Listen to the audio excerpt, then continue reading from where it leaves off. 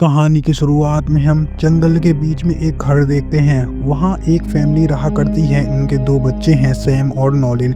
वह लोग इस जंगल में इसलिए रह रहे होते हैं क्योंकि उनकी मॉम को लगता है कि एक शैतानी ताकत ने पूरी दुनिया को खत्म कर दिया है और यही एक सुरक्षित जगह बची है।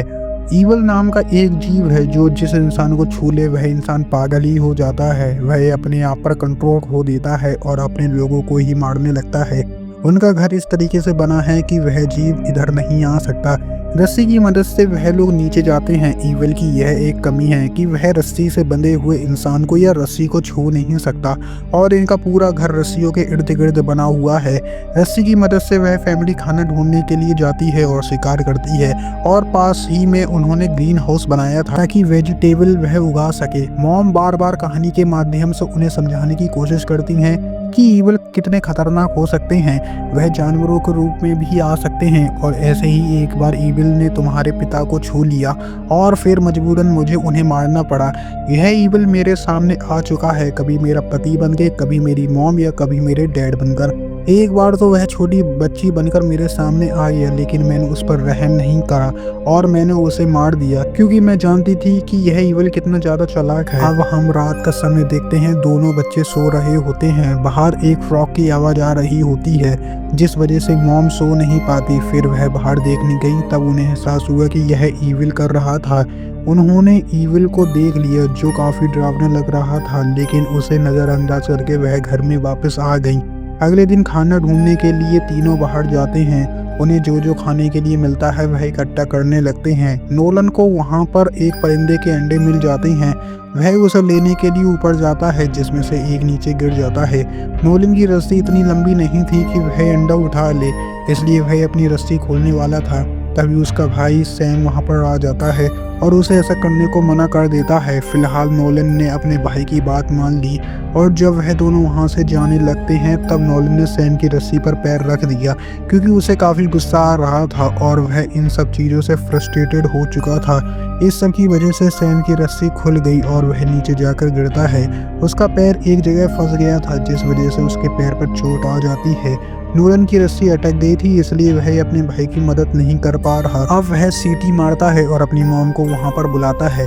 यह एक तरीके का सिग्नल है। उसकी मॉम समझ जाती हैं कि उनके बच्चे मुसीबत में हैं, इसलिए दौड़कर वह वहां जाने लगती हैं। मॉम अपने बच्चों के पास पहुंचती उससे पहले उनकी रस्सी खत्म हो चुकी थी, यानी कि वह अब आगे नहीं जा सकती। इसलिए वह अपनी रस्सी खोलकर दोनों बच्चों के पास जाती हैं और बच्चों को उठाकर वापस से जाने लगती हैं। तभी हम देखते हैं एक ईविल ने एक बूढ़ी औरत का रूप ले रखा था और वह उनके पास बढ़ रहा था, लेकिन ठीक टाइम पर मॉम ने खुद को और अपने बच्चों को रस्सी से बांध लिया। ईविल सिर्फ मॉम को नजर आ रहा था लेकिन बच्चे उसे नहीं देख पा रहे।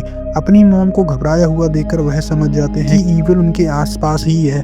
इसके बाद सभी लोग वापस से घर आ जाते हैं, लेकिन मॉम बच्चों से कुछ पर्सनल बातें बोलने लगती हैं। वह इसलिए कर रही थी ताकि वह पता लगा सके कि शैतान उनके अंदर तो नहीं घुस गया। दोनों बच्चे अपनी अपनी बातें उन्हें बताने लगते हैं। अब मॉम को यकीन हो गया है कि उनके ऊपर कोई भी ईविल नहीं है। मॉम सैम का पैर देखती हैं जो जख्मी हो चुका था। इस हादसे के बाद नोलन का शक और भी बढ़ चुका था कि शायद ईविल जैसा कोई भी यहाँ पर नहीं रहता और उसकी मॉम उसे झूठ बोल रही हैं। वह इस बारे में अपने भाई से पूछता है कि जब तुम्हारी रस्सी खुली तब तुम्हें कुछ अजीब सा लगा था, लेकिन उसका भाई इस बारे में बात करना नहीं चाहता। नोलन सैम से कहता है कि मुझे लगता है कि ईविल जैसा कुछ नहीं है और मॉम हमें जो कुछ भी बता रही है शायद वह उनकी इमेजिनेशन है। सैम को उसकी बातों पर कोई भी दिलचस्पी नहीं थी क्योंकि वह अपनी मॉम की बातों पर यकीन करता है। नोलन को हमेशा नींद में चलने की बीमारी है, इसलिए उसकी मॉम ने उसके पैरों पर घंटी बांधी है। अगले सुबह हम देखते हैं वह लोग ग्रीन हाउस में थे। मॉम अपने बारे में दोनों बच्चों को बताती हैं कि पहले मैं शहर में रहती थी और शहर की बातें वह बताने लगती हैं। धीरे धीरे अब काफ़ी समय गुजर गया था। खाना भी अब ज़्यादा नहीं बचा, इसलिए मॉम बच्चों को पेड़ों से पत्ते और उनकी छाल खिलाया करती थी। एक दिन नोलन को बुरा सपना आया कि ईविल ने उसे कुएं में खींच लिया है, लेकिन जब उसकी आंख खुली तब वह अपने घर से बाहर था और वो भी बगैर रस्सी के। इसके थोड़ी देर बाद उसकी मॉम उसे घर ले आती हैं। वह उसका इम्तिहान लेती हैं कि उसके ऊपर ईविल का साया तो नहीं है और पनिशमेंट में वह उसे बेसमेंट में बंद कर देती हैं। नोलन को अब पूरी तरीके से यकीन हो गया है कि कोई भी ईविल एग्जिट नहीं करता, क्योंकि अगर होता तो वह उसे कब का मार चुका होता। नोलन अपने भाई को समझाता है कि हमें यहाँ से निकलना होगा, शायद अभी भी बाहर की दुनिया हो सकती है। मेरे ख्याल से माँ पागल हो चुकी है और वह हमें यहाँ से जाने देना नहीं चाहती, और अगर हम यहाँ पर रहे तो भूख से हम मर जाएंगे। सैम उससे पूछता है कि हम मॉम को यहाँ पर अकेला तो नहीं छोड़ सकते। वह लोग आपस में बात कर रहे थे तो उनकी बातें चुपके से उनकी मॉम बाहर से सुन रही थी। उन्हें काफी दुख होता है। अगली सुबह वह अपने बच्चों को कैमरा और कुछ सामान दिखाती हैं। कैमरे से वह अपने बच्चों की फोटो ले लेती हैं क्योंकि उन्हें थोड़ा डर था कि बच्चे उन्हें छोड़कर चले नहीं जाएं। मॉम बच्चों को बताती हैं कि हमारे पास खाना खत्म हो गया है और मजबूरन अब हमें अपने डॉग को मारकर खाना पड़ेगा।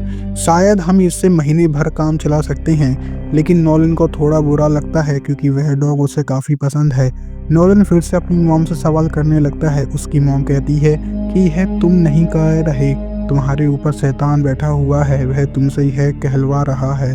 अब न चाहते हुए मॉम डॉग को मारने के लिए तैयार हो जाती हैं, लेकिन नोलन एक चाकू उठा लेता है और अपनी मॉम से कहता है कि यहाँ पर कोई भी ईविल नहीं है। फिर वह उनकी रस्सी काट देता है और उन्हें एक घर में कैद कर देता है ताकि वह उन्हें समझा सके यहाँ कोई ईविल नहीं है।